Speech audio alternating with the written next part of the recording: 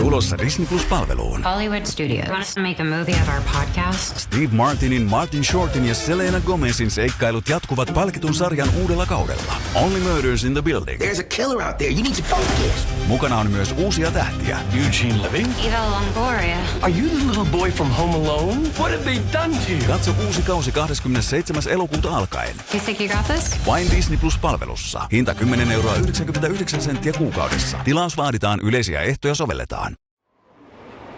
This is a Crowd podcast.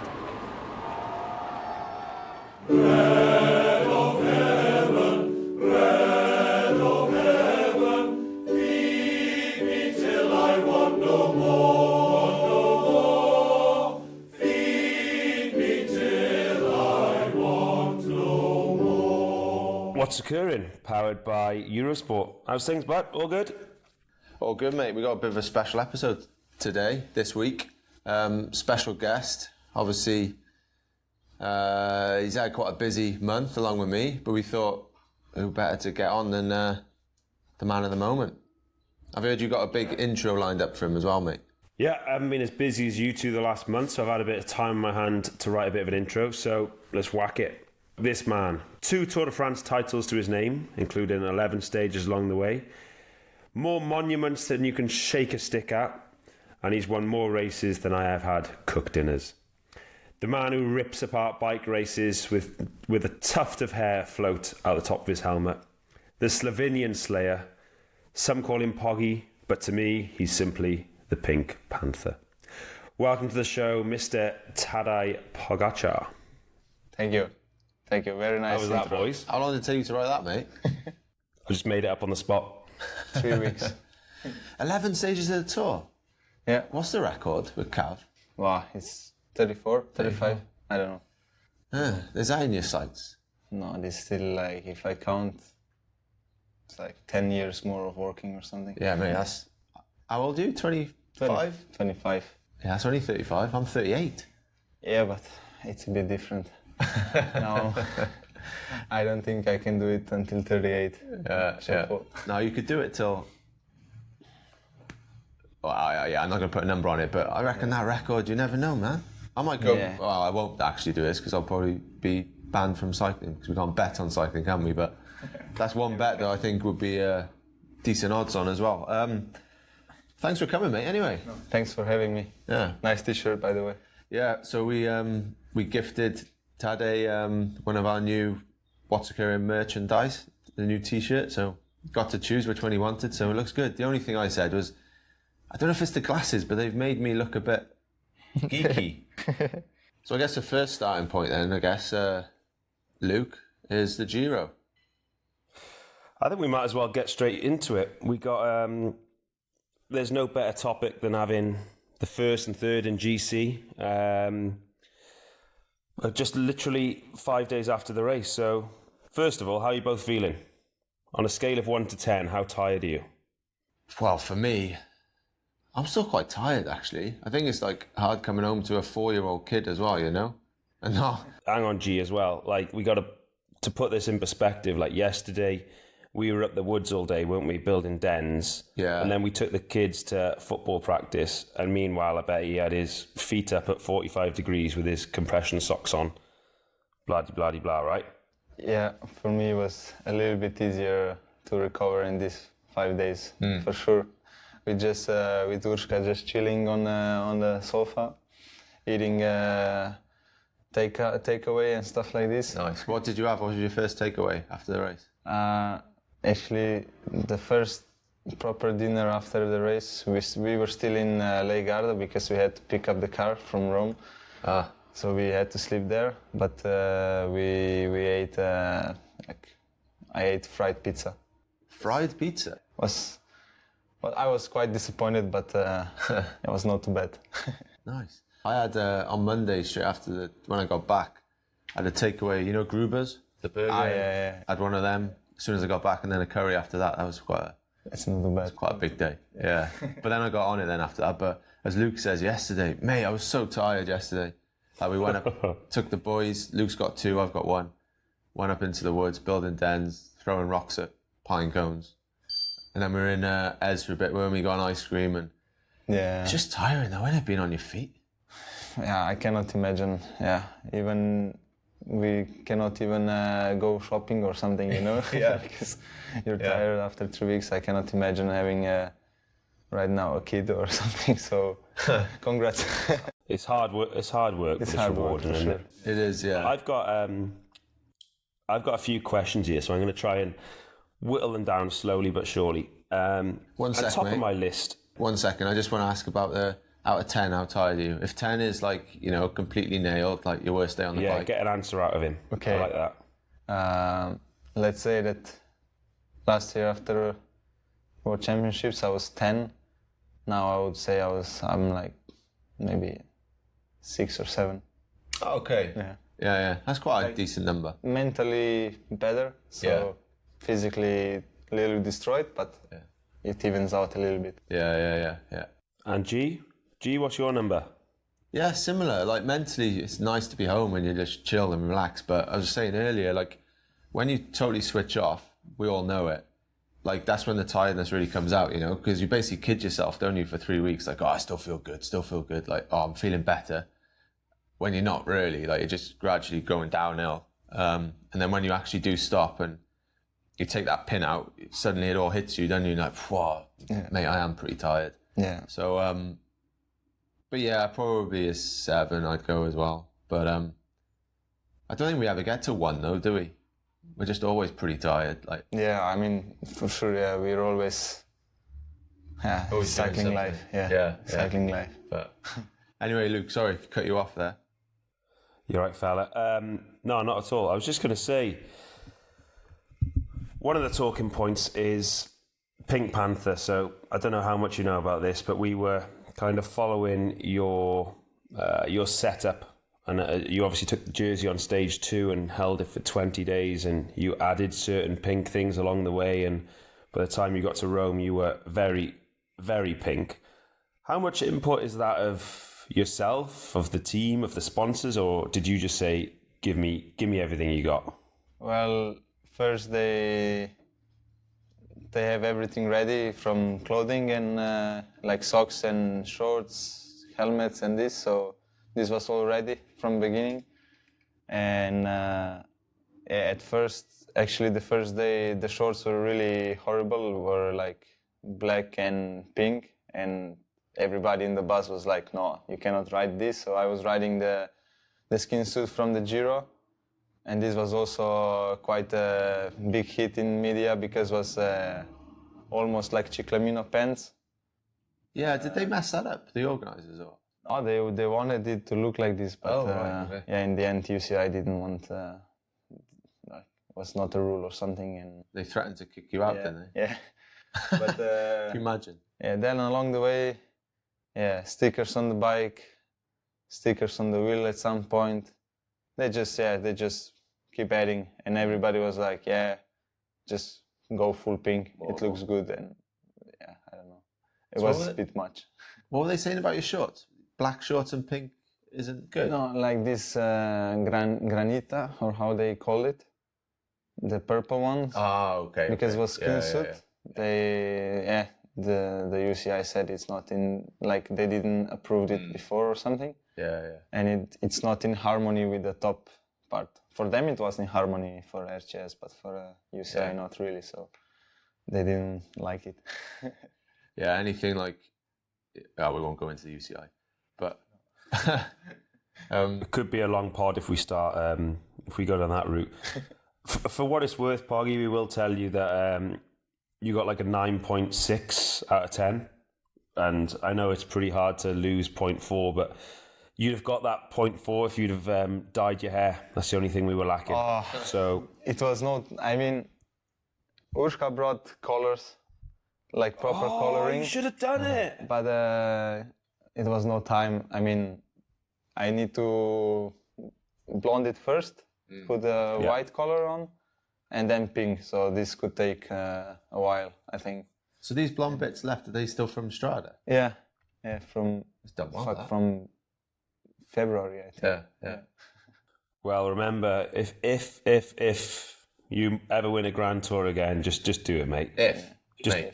If I think it's Just more for like- us on the pod. Hey, hang on. Something's just caught my eye. We got a bottle of champagne here on the shelf, and we've just been given water. Like, what we? Yeah. Mate, you just won a Giro. We should crack open the champagne, mate. Yeah. For me, it's no problem. Think of the tour, boys. Think of the tour. First week is vacation. No tour. Nothing. Yeah. So we've got another question here. As I'm reading it, my mate just called, and it is.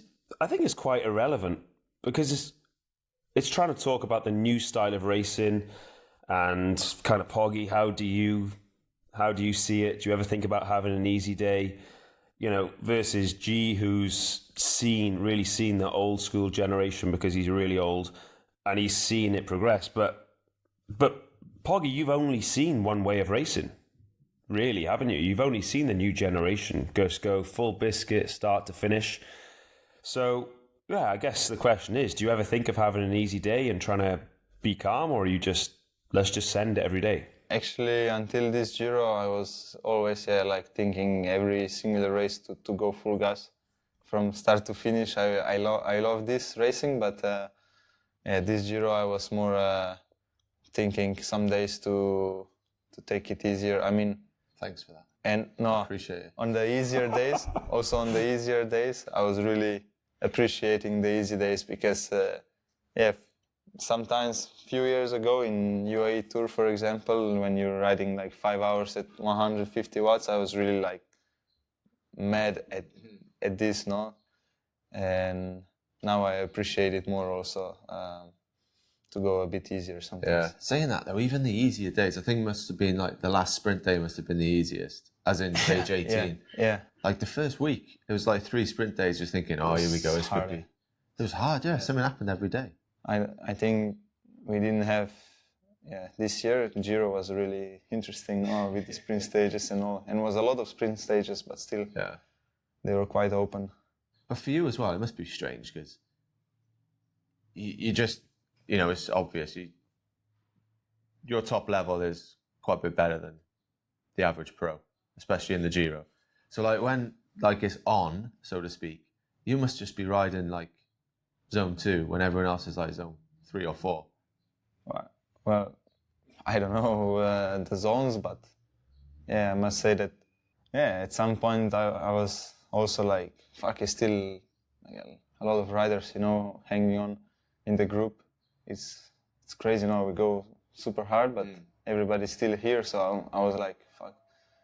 I was actually, and also on Monte Grappa, when you see Mikkel Bjerg and Vegard, I was going to mention him, on the top, I was like, fuck, maybe I'm not so good, Yeah. But then it was okay. Yeah, Bjerg, he had some day that day, didn't he? Because the last week he was a bit up and down, wasn't he? Like some days he was the first to get dropped. He was sick since time trial in Garda Lake. Yeah. And he was like every day, first day to be dropped, and I was quite teasing him that he's saving for the last day because he was saying, no, I will be good for last day. And I was like, yeah, for sure you save a bit, so you put an exhibition on the climb, no? Because, but no, he was actually suffering, the 2 weeks really like a dog. I think we spoke about it on the last pod, but Swifty, my teammate, was like, I'm just going to drift back a bit when Bjerg's riding. I was like, yeah, it's all right, mate, though. He'll slow down in a minute. Like, you can't ride like this all the way. 15 minutes later, still just going. Yeah, no. It was some ride that. He was crazy good. Yeah. What about, so that was the last stage you won. You won 6. A favourite? Can you remember them all? 6 is quite a lot to remember. Yeah, actually, it's quite tough. But no, for sure, the time trial, when I beat people, I was really happy because, I didn't feel good on TT bikes since World Championships last year.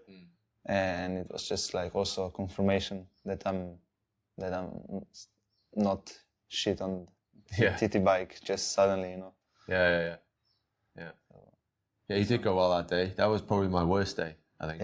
Yeah, I could say it was your worst day because I was thinking, for sure you will be there, no? The one to fight for the win. Yeah, it was horrible that, but shit happens. you have them, don't you? Yeah. Well, I do. Most people do. I have a couple. So, boys, another question for you. You said you appreciated the easier days during the Giro, and you when you were rolling along, you just kind of accepted it a bit more. Is that because you got the Tour in the back of your mind, or is that just because I don't know, maybe you're growing up? Maybe because of the Tour back in the mind, but also, growing older, and you don't, A bit more sensible. Yes, I think so. Yeah. You don't want to go all out every day, and sometimes it's just good to ride easy and talk to the bunch. Right, Luke, we've got a new sponsor for you, fresh from the GTCC, Ketone IQ. Now, you know what they are, I know what they are, but everyone else that doesn't, when and how would you use them? Yeah, welcome to the family, Ketone IQ. Something that's been in the peloton for a fair while now, is quite widespread across the peloton. I started using them 5-6 years ago, and it wasn't really, no one really knew the ins and outs of it and the exact way to use it, but within our team we did quite a lot of testing, and it's individual to each person. Everyone kind of uses a different amount at certain times, but for me it would be a standard kind of a one portion post exercise and another portion pre-bed.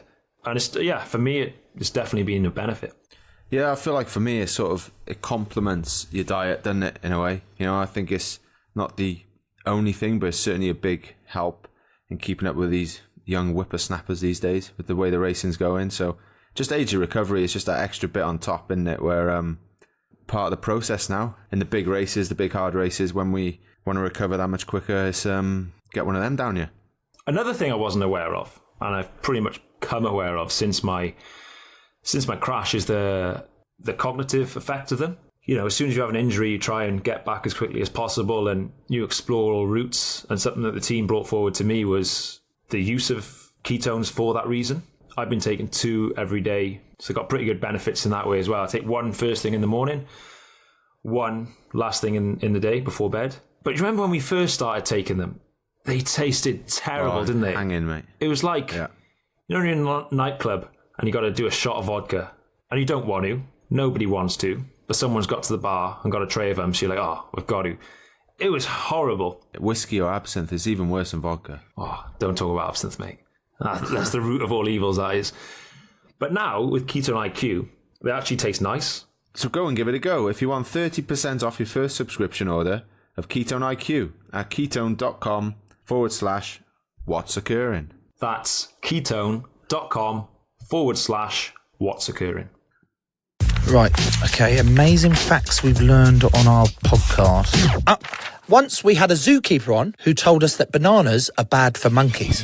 And a politician who told us all about the pubs in the actual Houses of Parliament. Yeah, and what about the astronaut who told us about how to make a curry in space? Mind blown. We could talk about the marine biologist, the prison guard, the cheesemaker. So many fascinating people, Joe. If you want hilarious stories and to learn about the weird and wonderful people of the world, then you should go and listen to our show, Things People Do, with me, Joe Marler. And me, Tom Fordyce. Search for Things People Do wherever you get your podcasts.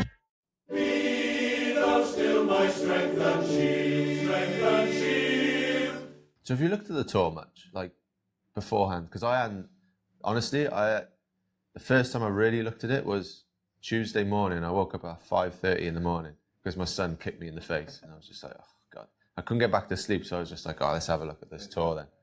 That was the first time I properly looked at it. So have you looked at it properly, and how early were you looking at it? Yeah, Since January or? I started looking at in December. Yeah. Already did some recons after, but then the Giro came closer and everything was too much. So I could not look at both now. So maybe 2 months before Giro, no more Tour, and then now slowly start again. So this week then is proper rest, enjoy it, switch off. So then from Monday, will you be 1 week after Giro, fully focused again, Tour? And you go to Isola? Yeah, I go to Isola next week, I think Tuesday or Monday evening. So we start. You took the big chalet, Poggy. G's not happy, eh? Yeah, Fuming, mate. G came to me in the Giro and asked me if I go to Isola. I say yes. Oh, you took chalet or something? Yeah, quite chalet nice wars. ones. Yeah, quite nice ones. Ah, probably you took it from me. Like yeah, when you need to book early. That's why we were already looking in December, you know. Oh, that makes me feel better then. It's not like a couple of weeks. No, it was quite early. sorted a long time. Yeah. Hey, G, when you get off this call, you got to book for 2025, eh? Yeah, Straight mate. away. Yeah. Well, no, I gave Pog a t-shirt so I can take Max over to use the hot tub and stuff. So You can come until end of Dauphiné because the guys no one's come there. after. Yeah. Yeah, I don't go up till Sunday actually, but yeah, no, it's nice up there though. You've been before? No, it's gonna be my first Yeah, time. no, So yeah, Obviously, a stage of the tour finishes up there as well. So. yeah, it's nice. No, like you do 2 bigger stages. You can do every day there. Yeah, basically. yeah. Recon. Because we go over Bonnet, don't we? We Like go. 2,800 meters Yeah. or something. So. I did this climb accidentally last year with one of the sponsors, Really? and then I see it's in the tour. Fuck. Yeah. It's a beast. It's a beast. Yeah. People go on about altitude with you, don't they? Saying you struggle at altitude, but I don't really buy that.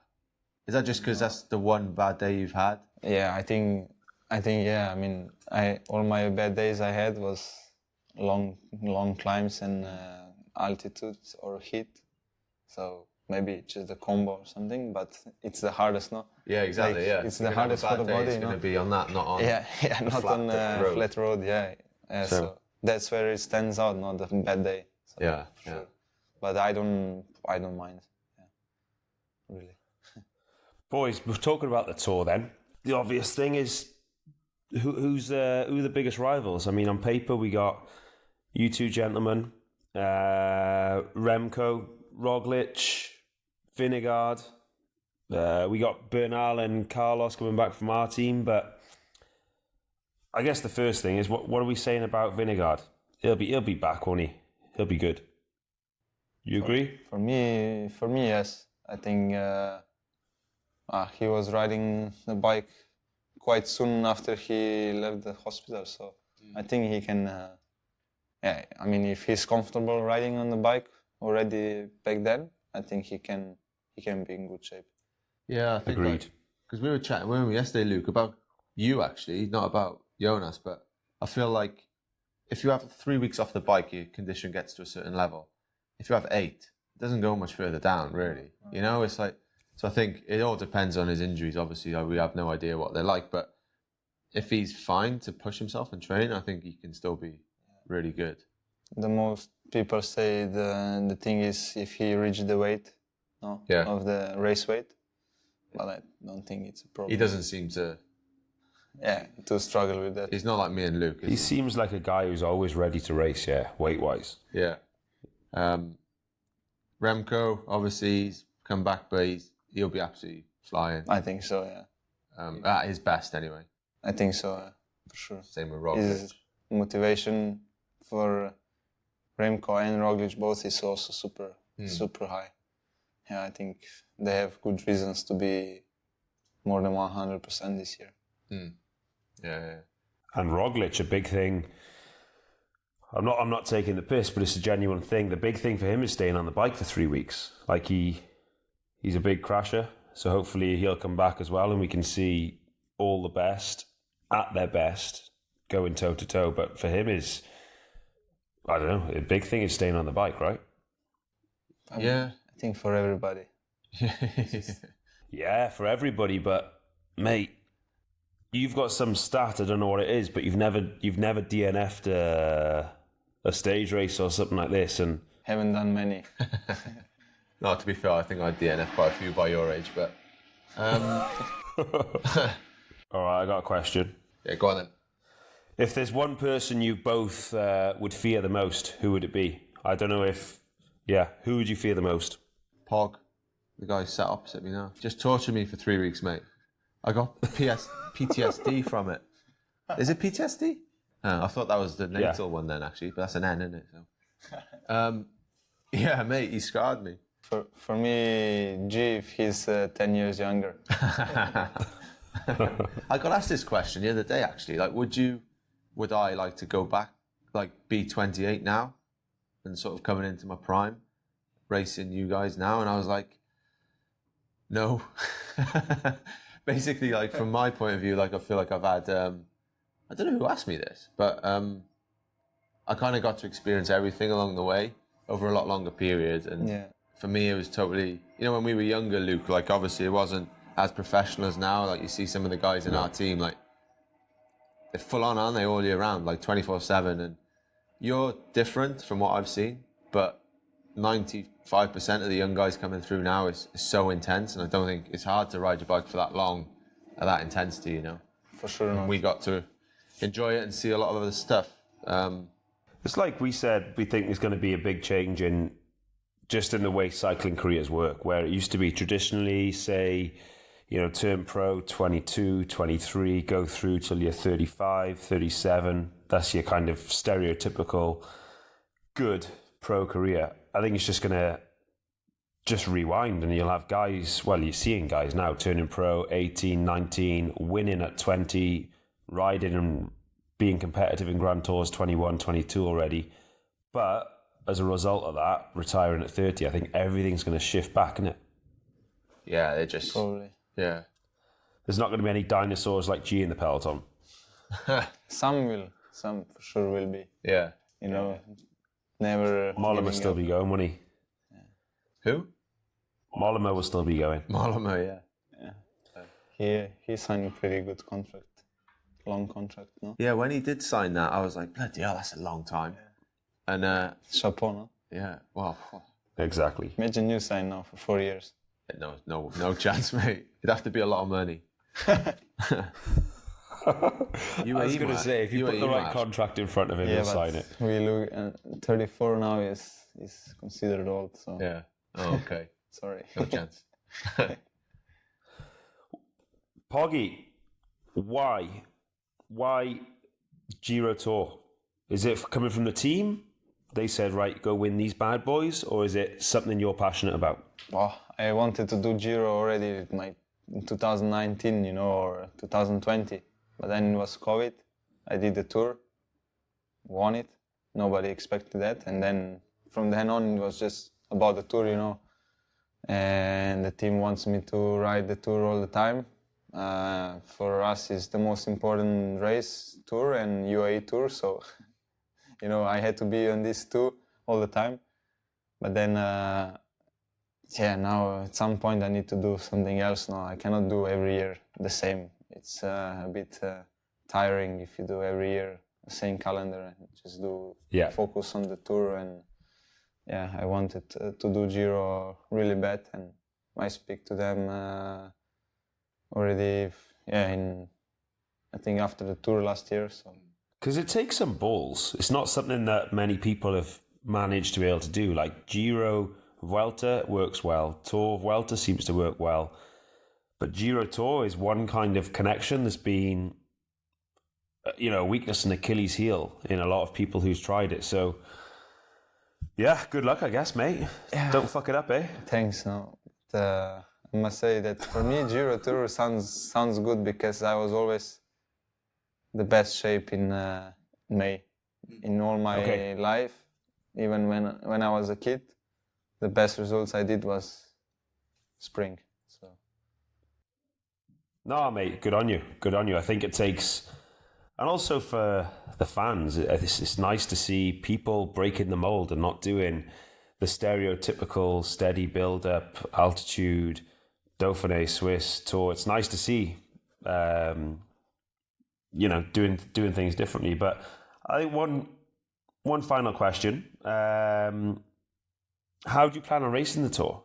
Obviously, you'll be one who's already got the Giro in the legs.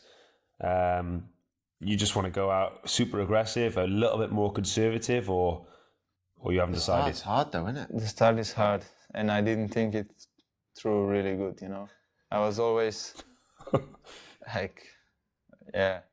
in Bilbao we were super aggressive, and then it just fired back a bit.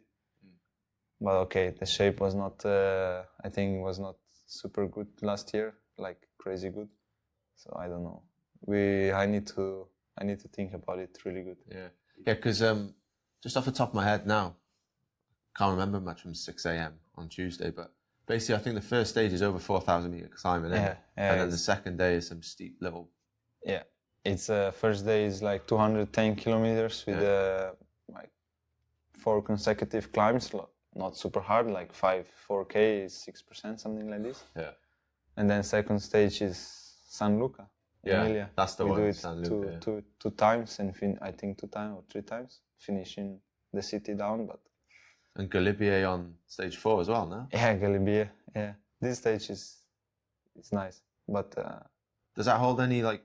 Obviously, that's the one you did Galibier, didn't we? With Granon, when you had the bad day. But there we did also like hill next to it. Yeah. I did Sestriere training camp like already 5 times. So Galibier I did a lot of times, and this climb before Mont Genèvre we do it a lot of times. So it's like home stage almost. Is that one stage you're like, right, I'm gonna smash everyone this day, get revenge for? Yeah, would be nice, but I don't think you should, mate. Just go easy. Just wait till the end. The thing is, it's downhill finish. You know, it's like I don't know. But and it's stage 4. Yeah. And I think with the last 3 stages, how they designed this route, the last 3 days are just brutal. Yeah. With the TT in the last day. That TT is hard, isn't it? Like why'd you have to go to the Turby? Why can't we just go along the coast? That'd be nice, no? Yeah, along the coast would be super beautiful time Yeah. trial actually. Like up and down, left, right, all the roads already. Yeah, man. I'm going to be sat at home on my sofa watching this race. So, of course, as an armchair fan, you just want to see as much chaos as possible. So, Poggy, I got a plan. I'm going to run it past you. So, Vingegaard, you said G is the guy you fear the most, but 10 years ago. But now, it's got to be Vingegaard. He's going to turn up, and if there's going to be any weakness, it's going to be in the first days. And as the days go on, he's going to get better and better. So, just turn up with the boys, absolutely whack the first few days, and put him to sleep. Yeah, but now you told everybody. Yeah, but he might not even turn up after hearing that. Vingegaard's at home shaking in his boots, I guarantee it. Just whack him the first week. See you later. Thanks for coming, mate. Yeah, I think Roglic or Remco's going to have that attitude as well. You can just go off the back of that. I think Remco should have. Yeah. Especially. I think Primož will still be just looking everybody, Sure. Yeah. And then he will be just like flying the last days. It's nice to see Remco race actually, because he does blow up as well, which is never nice to see someone blow up, but just shows. I don't know. He just goes all in, doesn't he? It's just like worry, a bit like you actually as well. Like worry about tomorrow. Yes, exactly. Yeah. Like day by day, no. No, it's nice to see him in the Tour finally. Yeah. When he was world champion, I was like, "Fuck, you need to do the Tour, no?" But he didn't do so. Yeah. Because he was just like, is he not raced in France or something? Like, yeah, his first race. I think Paris-Nice might have been. He did his first race. He did his first race a month or so ago. I don't know which race it was, but it was his first ever stage race in France. No, first ever. Right, hang on. It's come to me. Paris-Nice, baby. Yeah. Paris-Nice was his first ever race in France. Yeah. It's crazy. Well, just a race is a race, isn't it? A road's a road, basically. But just Italy's a bit more bumpy. Oh, yeah. So, a little bit. Oh, is this the room service? This is the champagne. Yeah. The ice. All right then, boys. Have we got anything else to discuss? Just one thing from my point of view. What type of thing will you do now when you start training again? Because I'm like, it's the first time I've ever done it. And I'm like, I don't know, like, you do too much, not do enough efforts. Like, depends how you feel also, no? Yeah. I think, just yesterday I spoke with the coach. And... Yeah. Who is your coach then?